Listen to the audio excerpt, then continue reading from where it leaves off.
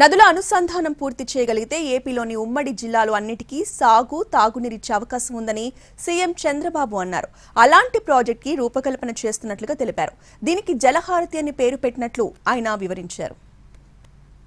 వచ్చినప్పుడు ఈ ప్రాజెక్ట్స్ వల్ల 80 లక్షల మందికి 80 లక్షలే కాదు, ఇది మనం పూర్తి చేయగలిగితే శ్రీకాకుళం, విజయనగరం, విశాఖపట్నం, ఈస్ట్ గోదావరి, వెస్ట్ గోదావరి 5 జిల్లాలు, కృష్ణా, గుంటూరు, దెన్ ప్రకాశం, దెన్ నేరుగా పార్ట్ ఆఫ్ ఓన్లీ బాదంతన కర్నూలు కొద్దిగా టచ్ అడుగు వస్తుంది తప్ప దానికి తుంగభద్ర అవన్నీ ఉన్నాయి. ఎడ్జేయాల చూస్తాం, అక్కడ నంద్యాల అవి ఆ ఏరియా అంతా వస్తుంది, కడప, అనంతపూర్, చిత్తూరు, టోటల్ నెల్లూరు, మొత్తం రాష్ట్రం అంతా అనుసంధానం అయిపోతుంది.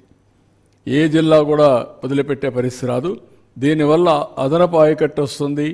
ఇది ఒక మాటలో చెప్పాలంటే it is a game changer. అందుకే దీని పేరు కూడా తెలుగు తల్లికి జలహారతి. మనం సమర్పించడం కన్న తల్లి కోసం రుణం తీర్చుకోవడం కోసం నేను ఎప్పుడు జన్మభూమి పాట రాశాం. ఇప్పుడు ఇది చేయగలిగితే తెలుగు తల్లికి జలహారతి ఇవ్వడం అవుతుంది.